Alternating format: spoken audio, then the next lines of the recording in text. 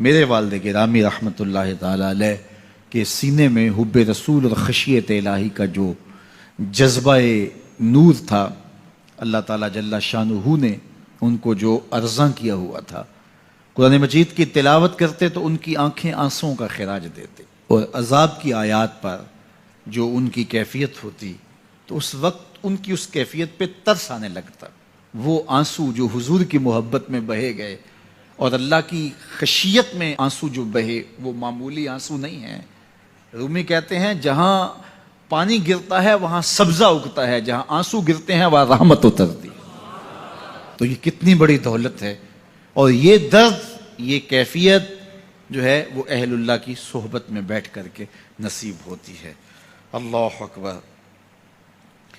Was و تلقین ساری زندگی کا اڑنا بچھونا تھا، اور واز و تلقین میں اثر پذیری اپنے عمل کے نتیجے میں ہوتی ہے۔ انہوں نے اس قدر علمی اور دقیق نکتوں سے بھرے ہوئے خطاب نہیں کیے ہیں، سادی سادی باتیں کرتے تھے لیکن باتیں روحوں میں اترتی تھیں۔ ہم دیکھتے تھے کہ جمعۃ المبارک کے اجتماع کے اندر کبھی کبھی تو کیفیت ایسی ہوتی کہ وہ ہم بالکل اس وقت بچے تھے، وہ کیا کہا تھا انہوں نے اور اس کے نتیجے میں وہ کیفیت پیدا ہوئی یہ تو ہمیں یاد نہیں ہوتا،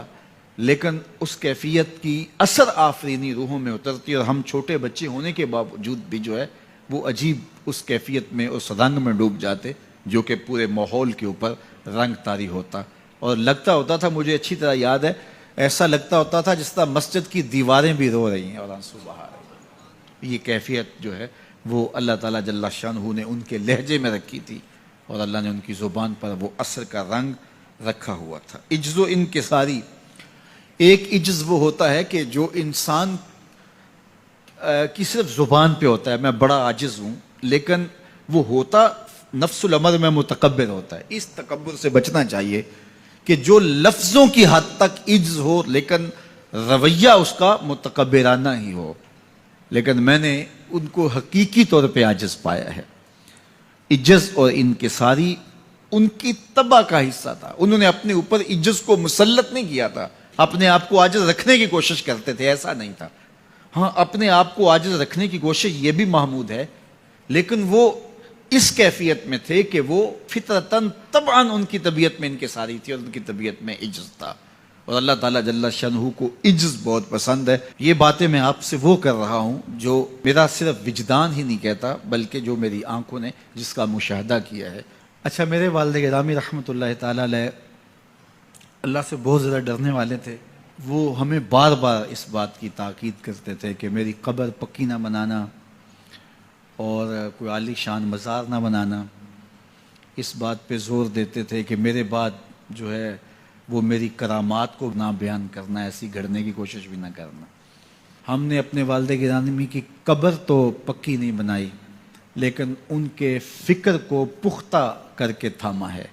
ہم نے ان کا عالی شان مزار تو نہیں بنایا، لیکن یہ مرکز مصطفیٰ ان کے مزار نور پر جو کہ کچا ہے، رحمتوں کے نزول کا سبب اور ذریعہ ہے انشاءاللہ۔ تو قبر کچی ہے لیکن ان کا پیغام پختہ کیا۔ تو یہ بہت تاکید کے ساتھ وہ بات کیا کرتے تھے اور بڑے زور کے ساتھ یہ بات کہتے تھے، اور میں بھی بار بار یہ بات اس لیے بیان کرتا ہوں تاکہ میرے ماننے والوں اور محبت کرنے والوں اور بالخصوص اولاد جو ہے وہ اس فکر کو اچھی طرح سیکھ لے کہ انہوں نے کیا کہا تھا اور اس فکر کو کس طرح پھر اختیار کیا گیا، اور آگے ہم نے اسی فکر پہ گامزن رہنا ہے۔ میں مر کے بھی زندہ ہوں اہل وفا کی محفل میں، میری محفل میں آ میرا مزار نہ پوچھ۔ تو بزرگوں کا ذکر جہاں ہو وہاں رحمتوں کا نزول ہوتا ہے، اور میں اپنے والد گرامی کے حوالے سے آپ کو ایسی باتیں بھی بتا سکتا ہوں الحمدللہ جو 100% سچ بھی ہیں، لیکن چونکہ انہوں نے ہمیں ایسی باتوں کو بیان کرنے سے منع ہی کیا تاکید سے۔ مجھے اچھی طرح یاد ہے کہ میرے والد گرامی بعض اوقات میں درس قرآن سے آتا تھا تو یہ مجھے کہا کرتے تھے کہ لوگوں سے پیسے تو نہیں مانگتے؟ تو میں کہتا کہ ابا جی میں آپ سے وعدہ کیا ہوا ہے، کیسے مانگتا ہوں؟ وہ بار بار کبھی کبھی 10 دن بعد کبھی مہینے بعد بھی ایسا ہوتا، تو میں کہتا کیسے میں مانگ سکتا ہوں، اللہ نے آپ کی دعاؤں کی برکت سے بڑا دیا ہے، تو مجھے مانگنے کی ضرورت کہ اللہ بن مانگے عطا کر رہا ہے۔ جمعۃ المبارک کا دن تھا اور میں درس قرآن پہ تھا، اور اللہ تعالیٰ جل شانہ نے ان کو اس حالت میں اس دنیا سے اٹھایا کہ وہ میرے پہ راضی تھے، اور میری ڈیوٹی درس قرآن کی جو انہوں نے لگائی تھی وہ ڈیوٹی دیتے ہوئے اپنی آنکھوں سے انہوں نے مجھے دیکھا تھا، وہ خوش تھے۔ اس مرکز کی پہلی اینٹ انہوں نے رکھی تھی، اور آج یہ مرکز تکمیل کے مراحل کی طرف بڑی تیزی کے ساتھ بڑھ رہا ہے۔ اس وقت جب انہوں نے ہمیں بہت ساری دعائیں دی تھی اور یہاں رونقیں ہوں گی، اتنا کچھ ہوگا، اس وقت ظاہری اسباب نہیں تھے، لیکن ان کی بصیرت کی آنکھ یہ سارے مناظر دیکھ رہی تھی،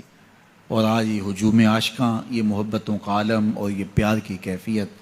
یہ یقیناً ان کی دعاؤں کا ثمر ہے۔